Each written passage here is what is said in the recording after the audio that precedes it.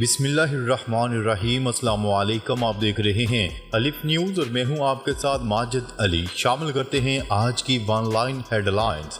روس اور یوکرین کی جنگ میں شدت۔ روس نے اتوار کو یوکرین کے مختلف شہروں پر میزائلوں اور توپخانوں سے حملے کیے جن میں یوکرین کو بھاری نقصان پہنچا۔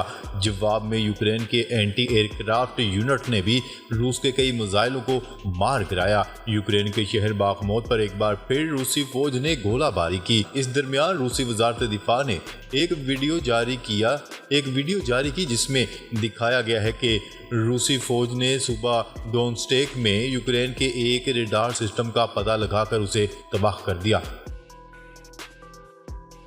سپریم کورٹ کے باہر پی ڈی ایم کے دھرنے کی تیاریاں۔ نیوز رپورٹ کے مطابق پاکستان کے مختلف شہروں سے پی ڈی ایم کے طرفداروں کے کارواں اسلام آباد کی جانب رواں دواں۔ پاکستان سپریم کورٹ کے باہر دھرنے میں شامل ہونے کے لیے جمعیت علماء اسلام فے کے کارواں کوئٹہ سمیت صوبہ بلوچستان کے دیگر شہروں سے اسلام آباد کی جانب رواں دواں ہیں۔ رپورٹ میں بتایا گیا ہے کہ پاکستان کے دیگر صوبوں سے بھی پی ڈی ایم کے طرفدار دھرنے میں شرکت کے لیے اسلام آباد روانہ ہو رہے ہیں، جبکہ پیپلز پارٹی اور مسلم لیگ نون نے بھی اس دھرنے کی حمایت میں شمولیت اختیار کرنے کا اعلان کر رکھا ہے۔ دنیا کے کئی ممالک میں فلسطین کی حمایت اور صہیونی حکومت کے خلاف مظاہرے۔ اٹلی کے باشندوں اور اٹلی میں مقیم فلسطینیوں نے روم میں یوم نکبہ کے 75ویں برسی کے موقع پر مظاہرے کر کے فلسطین کے مظلوم عوام کے خلاف صہیونی حکومت کے جرائم کی مذمت کی۔ مظاہرین فلسطین کے پرچم اٹھائے ہوئے تھے اور ان کے ہاتھوں میں ایسے بینرز موجود تھے جن پر زمین فلسطینیوں کی ہے، غاصبانہ قبضہ ختم کرو۔ مظاہرین کے ہاتھوں میں ایسے پلے کارڈ بھی تھے جن پر اسرائیل مصنوعات کے بائیکاٹ کی اپیل بھی کی گئی تھی۔ شاہ سلمان نے تیونس کے صدر کو عرب سربراہ کانفرنس میں دعوت دے دی۔ سعودی عرب کے شاہ سلمان بن عبدالعزیز نے تیونس کے صدر قیس سعید کو عرب کانفرنس میں شمولیت کی دعوت دے دی۔ شاہ سلمان بن عبدالعزیز نے تیونس کے صدر قیس سعید کو خط لکھ کر 19 مئی کو ہونے والی عرب سربراہی کانفرنس میں شرکت کی دعوت دی ہے۔ خبرساز ایجنسی کی رپورٹ کے مطابق تیونس میں سعودی سفیر ڈاکٹر عبدالعزیز بن علی نے تیونس کے صدر قیس سعید سے ملاقات کی اور شاہ سلمان کا دعوت نامہ ان کے حوالے کیا۔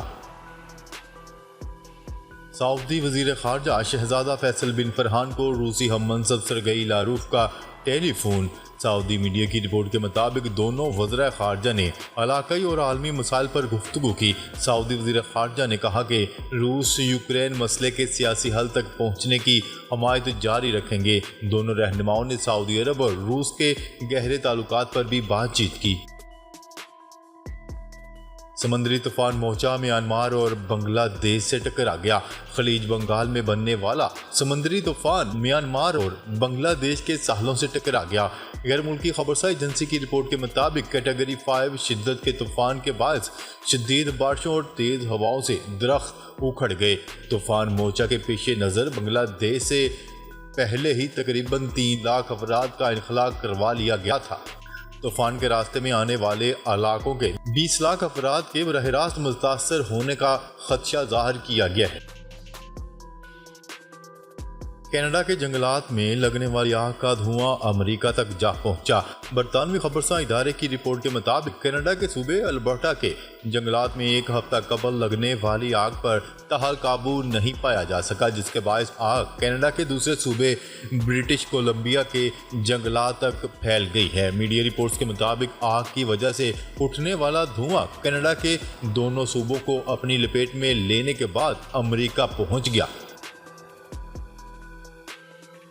پرتشدد احتجاج۔ پنجاب میں گرفتار افراد کی تعداد 3100 سے بھی تجاوز کر گئی۔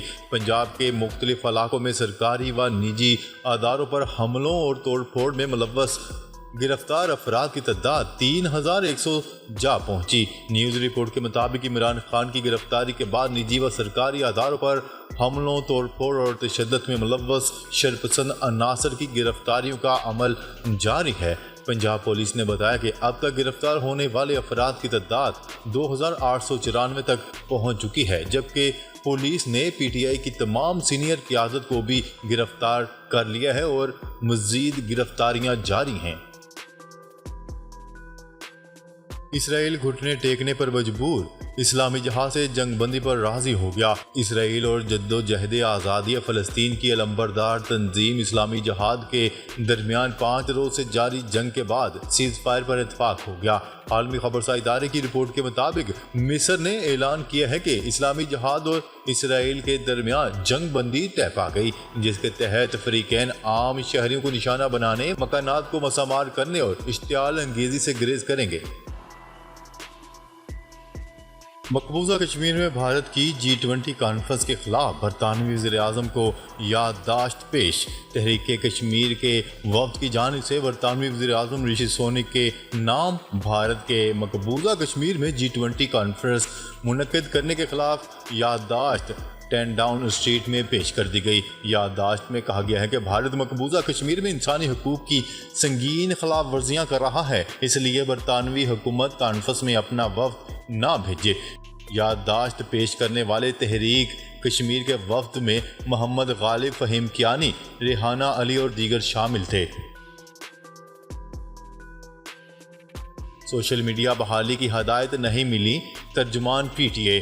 گزشتہ شب پاکستان کے مختلف شہروں میں انٹرنیٹ بحال ہو گئی تھی، تاہم صارفین کو سوشل میڈیا سائٹس استعمال کرنے میں تاحال دشواری کا سامنا ہے۔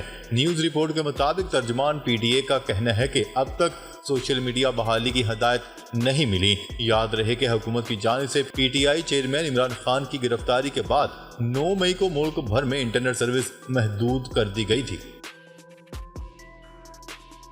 پاکستانی خاتون کوپیما نے ماؤنٹ ایورسٹ سر کر لیا۔ پاکستان سے تعلق رکھنے والی خاتون کوپیما نائلہ کیانی نے دنیا کی بلند ترین چوٹی ماؤنٹ ایورسٹ کو سر کر لیا۔ سماجی رابطے کی ویب سائٹ انسٹاگرام پر نائلہ کیانی کے اکاؤنٹ سے جاری ایک پوسٹ میں اس خبر کے حوالے سے آگاہ کیا گیا۔ پوسٹ میں بتایا گیا کہ نائلہ کیانی 2023 میں ایورسٹ کی چوٹی سر کرنے والی پہلی بین الاقوامی کوپیما بن گئی ہیں۔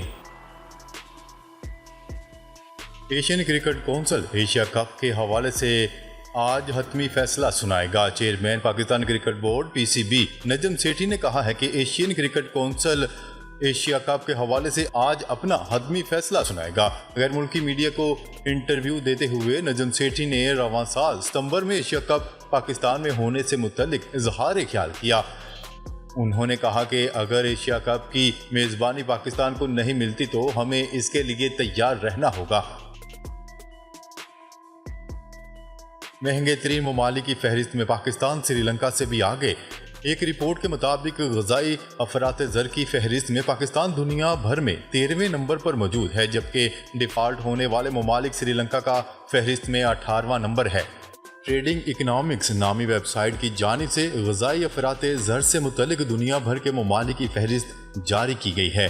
فہرست کے مطابق لبنان 352% مہنگائی کے ساتھ دنیا کا مہنگا ترین ملک قرار دیا گیا۔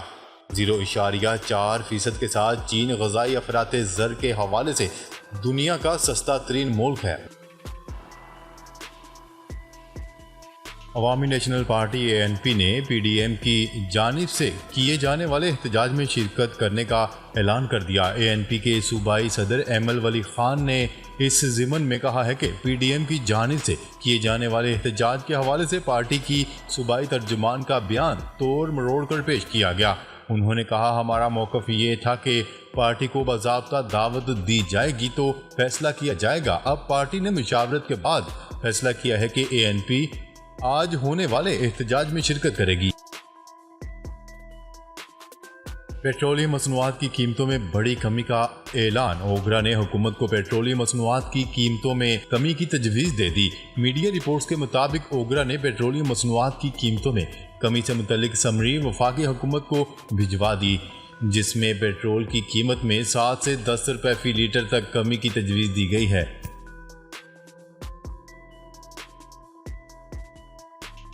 ناظرین، اب تک کے لیے اتنا ہی۔ مزید خبریں لے کر بہت جلد آپ کی خدمت میں حاضر ہوں گے۔ تب تک کے لیے اپنا خیال رکھیے گا۔ اللہ نگہبان۔